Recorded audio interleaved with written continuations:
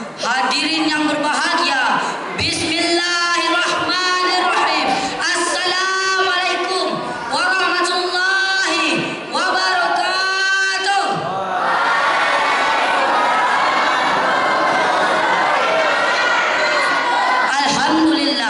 Alhamdulillahilladzi amarna bil jihadi fi sabilillahi wa tarkal huwa.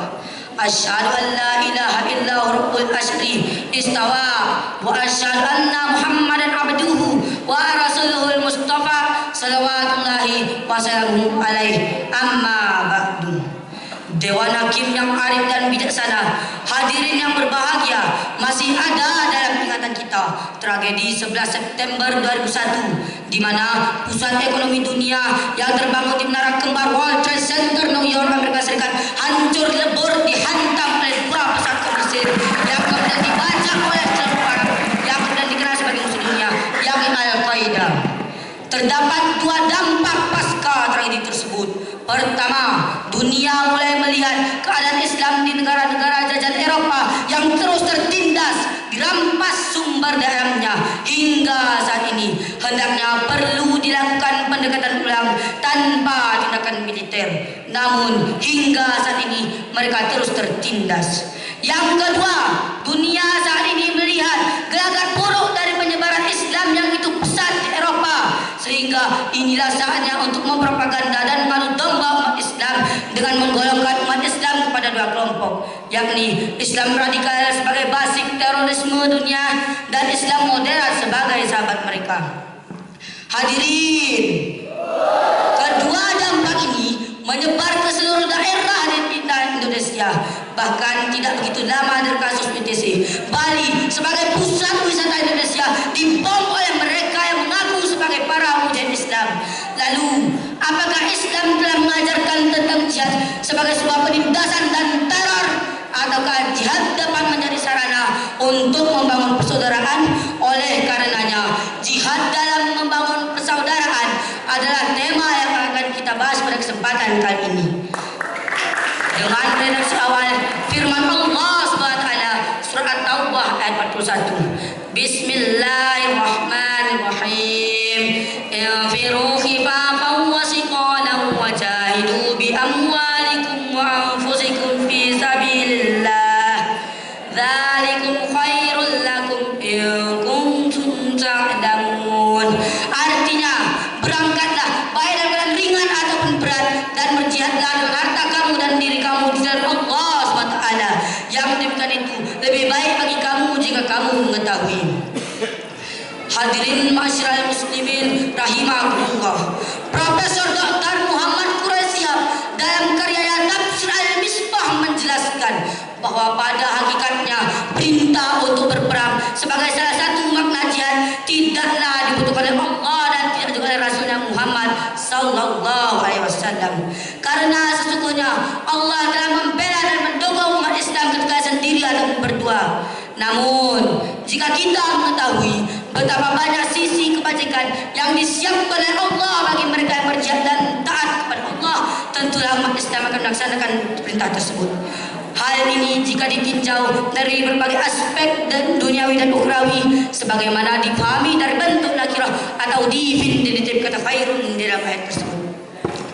Dampak positif yang membawa kebaikan dan kebajikan melalui jihad sesungguhnya selaras dengan dakwah dan jihad para ulama penyebar Islam di tanah Nusantara ini.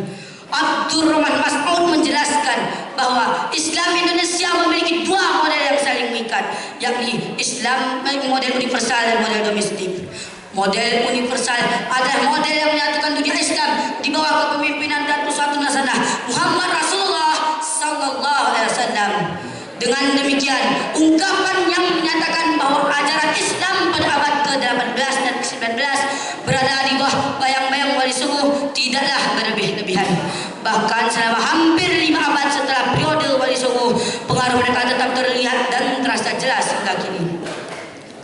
Lalu muncul sebuah pertanyaan, apakah model jihad yang menggerakkan Islam sebagai sarana irhab atau terorisme merupakan model jihad di Indonesia?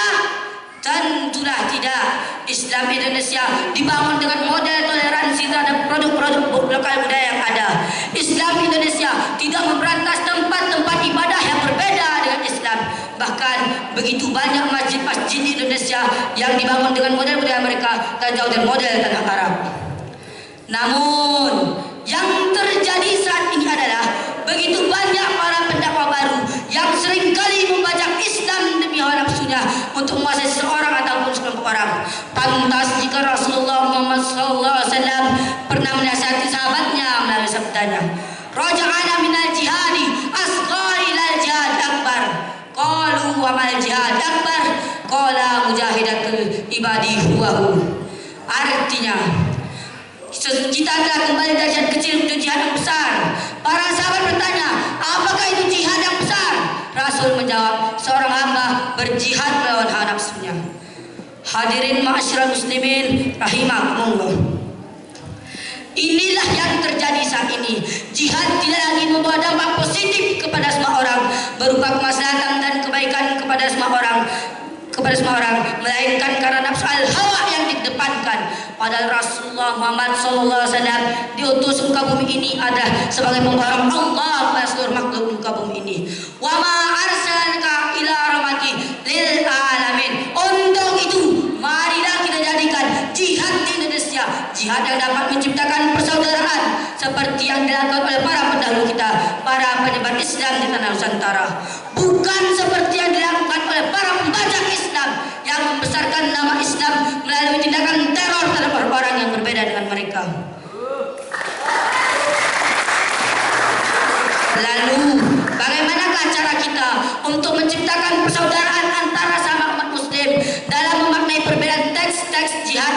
Oleh karena itu, marilah kita simak bersama firman Allah SWT surah Al-Hujurat ayat 10. Bismillahirrahmanirrahim.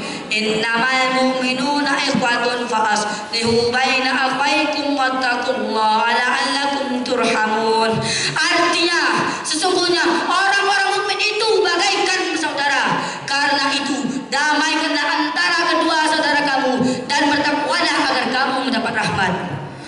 Dewan Hakim yang arif dan bijaksana, hadirin yang berbahagia, mengenai ayat ini Muhammad Quraisy menjelaskan bahwa penggunaan kata innama dalam konteks penjelasan tentang persaudaraan antara sesama mukmin ini mengisyaratkan bahwa sesungguhnya semua pihak telah mengetahui secara pasti bahwa kaum beriman bersaudara, sehingga semestinya tidak terjadi dari pihak manapun hal-hal yang mengganggu persaudaraan tersebut. Adapun kata ikhwah mengisyaratkan persaudaraan yang terjalin antara sama umat Muslim ini adalah persaudaraan yang dasarnya berganda. Sekali atas dasar persamaan iman dan kali kedua adalah persaudaraan seketurunan. Walaupun yang kedua ini bukan dalam pengertian hakiki. Dengan demikian, tidak ada lagi alasan untuk kita memutuskan hubungan antara sama umat Muslim. Lebih-lebih jika antar individu masih dekat oleh persahabatan sebangsa, secita-cita, sebahasa, senasib, dan sepenanggungan. Cabai menulis, hendaknya kita menyadari firman Allah SWT yang menyatakan bahwa sesungguhnya orang-orang mukmin itu bersaudara, merupakan ketetapan syariat yang berkaitan dengan persaudaraan antara sama muslim ini dan yang mengakibatkan kedampak keagamaan serta hak-hak yang ditetapkan oleh agama. Adapun kata afaikum adalah bentuk dual dari kata ah. Penggunaan bentuk dual di sini untuk mengisyaratkan bahwa jangankan banyak orang, dua pun jika mereka berselisih harus diupayakan islah antara mereka supaya persaudaraan hubungan harmonis mereka terjalin kembali. Dengan demikian, ayat di atas mengisyaratkan dengan sangat jelas bahwa persaudaraan dan kesatuan akan melahirkan limpahan rahmat bagi mereka. Sebaliknya, perpecahan dan keretakan akan mengundang lahirnya bencana buat mereka yang pada puncaknya dapat mengakibatkan pertumpahan darah dan perang saudara. Akhirnya melalui ajang musabaqah ini kami menghimbau kepada seluruh umat muslim, marilah kita bersama terus berjihad dengan penuh keramahan dengan menuruti lokal wisdom bangsa ini sehingga jihad dapat melahirkan persaudaraan yang kuat antara sama umat muslim. Wahai saudara-saudaraku orang Jawa, kita sedoyo sederek. Wahai saudara-saudaraku orang Betawi, kita semuanya bersaudara. Wahai saudara-saudaraku orang Lampung, kamu semua khian. Wahai saudara-saudaraku orang Madura, taretan-taretan kami seterusnya sampean ke Tareta. Wahai saudara-saudaraku orang Aceh, ku tanya Bandung mas saudara, pakai. Wahai saudara-saudaraku orang Papua Irian Jaya, ipar-ipar kata orang semua saudara. Wahai saudara-saudaraku keturunan Tionghoa, tajiatu ijadin banyak cincailah. Wahai saudara-saudaraku orang India, hamse baik-baik kuo mahabati. Kita tingkatkan ukhuwah wataniyah, ukhuwah basyariah dan ukhuwah Islamiyah demi mendapatkan rahmat Allah SWT. Amin amin ya rabbal alamin. Mungkin hanya